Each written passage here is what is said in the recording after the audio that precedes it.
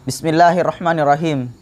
Uhikum bitahiyatil ahlil jannah. Assalamualaikum warahmatullahi wabarakatuh. Saya Akhirul Ramadhani, mahasiswa Pendidikan Agama Islam, Fakultas Tarbiyah dan Ilmu Keguruan, Institut Agama Islam Muhammadiyah Sinjai. Pada kesempatan kali ini, saya akan menjelaskan pengenalan dasar komputer. Adapun yang pertama yang ingin saya bahas adalah konsep dasar komputer.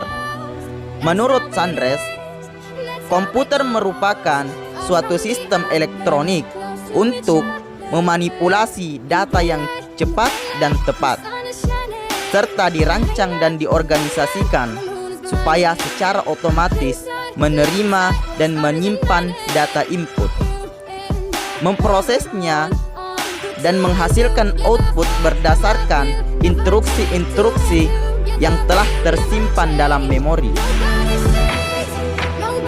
Adapun yang kedua, yaitu sejarah penemuan komputer.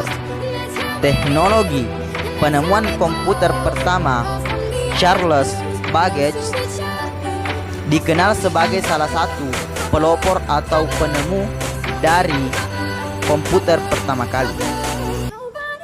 Charles Babbage merupakan salah seorang ilmuwan di dunia yang tercatat sebagai penemu komputer pertama,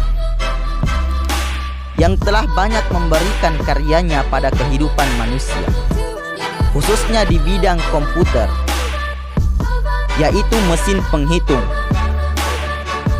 Difference engine nomor 1 yang ditemukan oleh Charles Babbage, yaitu pada tahun 1791 sampai 1871,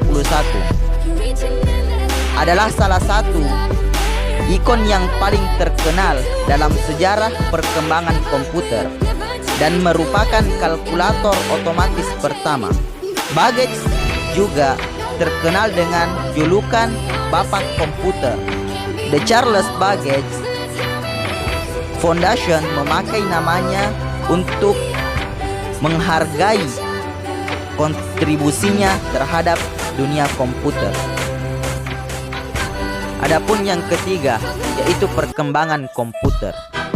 Perkembangan komputer juga sudah terlihat dari beberapa dekade yang lalu. Bahkan dari komputer yang tidak bisa dibawa kemana-mana, hingga kini yang praktis dan bisa dibawa kemanapun dan kapanpun pengguna menginginkannya.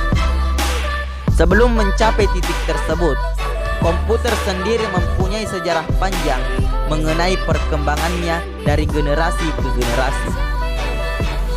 Sejarah itu sendiri dibagi menjadi 4 generasi, dan tiap generasinya perangkat komputer yang diciptakan selalu dibuat lebih baik sekaligus berbentuk lebih kecil dari sebelumnya.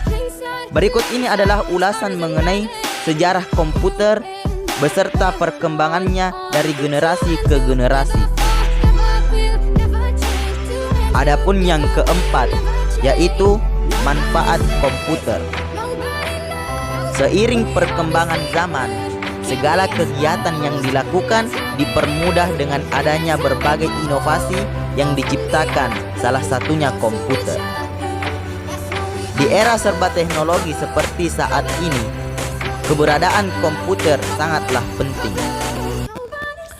Manfaat komputer dianggap sebagai alat multifungsi dan sudah banyak dikenal oleh banyak orang, baik dari kalangan anak kecil, remaja, bahkan orang dewasa sekalipun.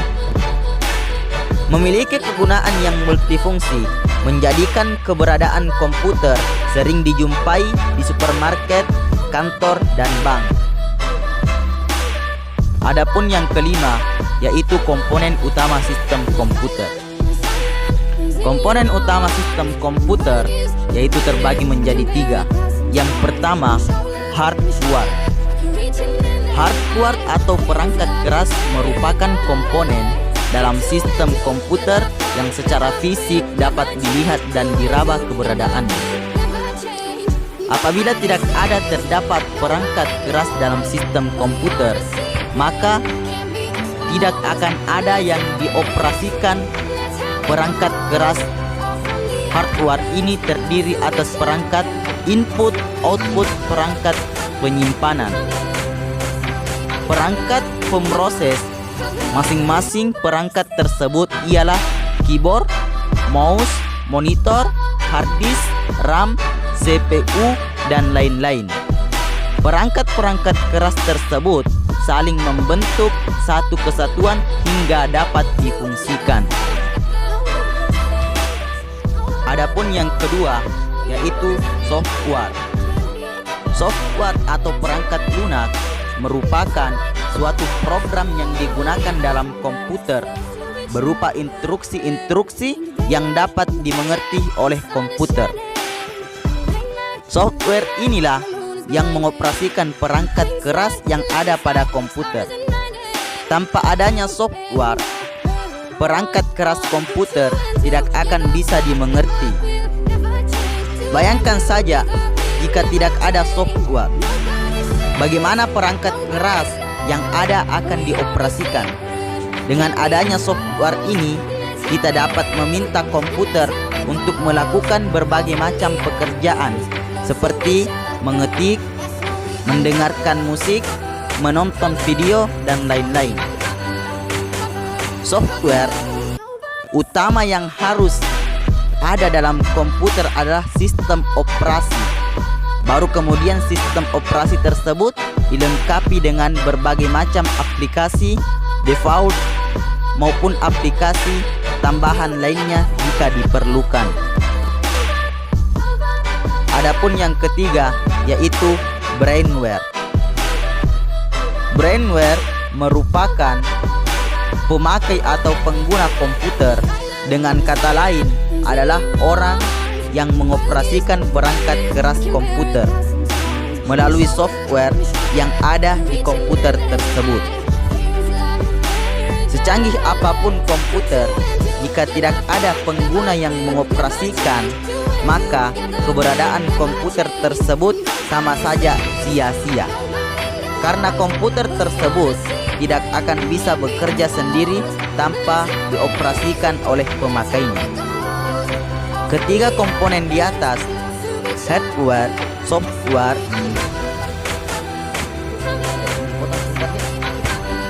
ketiga komponen di atas, hardware, software, dan brainware memiliki fungsi dan peran mengikat atau saling berkaitan satu dengan yang lainnya.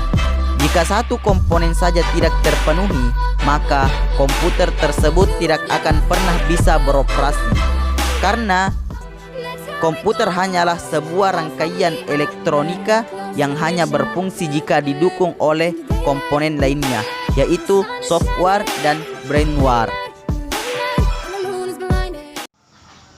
Demikianlah yang sempat saya sampaikan. Lebih dan kurangnya mohon dimaafkan. Billahi fi sabilil haq. Assalamualaikum warahmatullahi wabarakatuh.